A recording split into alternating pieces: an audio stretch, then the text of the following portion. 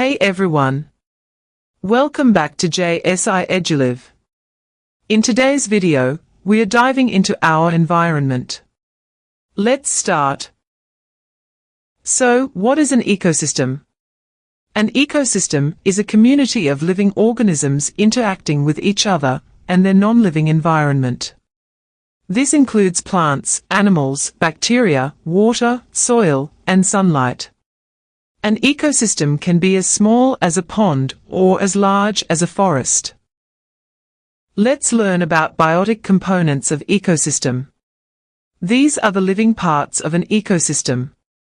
They can be divided into three main categories. Producers, autotrophs. These are usually green plants and algae that can make their own food through photosynthesis. They form the base of the food chain and provide energy for all other living organisms. Consumers, heterotrophs. These organisms depend on other organisms for food. They can be further divided into primary consumers, herbivores that eat producers, examples, deer, rabbits. Secondary consumers, carnivores that eat primary consumers, examples, foxes, wolves. Tertiary consumers, top predators that eat secondary consumers, examples, lions, eagles.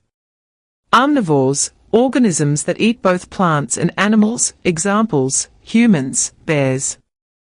Decomposers, detritivores. These organisms break down dead plants and animals, recycling nutrients back into the ecosystem. Examples include bacteria, fungi, and earthworms. Abiotic components are the non-living parts of an ecosystem that influence living organisms. Key abiotic factors include sunlight provides energy for photosynthesis, which is essential for the growth of producers. Water, a vital component for all living organisms. It influences the types of plants and animals that can live in an area. Temperature affects the metabolic rates of organisms and the types of plants and animals that can survive in a particular climate. Soil provides nutrients and a habitat for plants and many microorganisms. Air contains oxygen and carbon dioxide, which are essential for respiration and photosynthesis.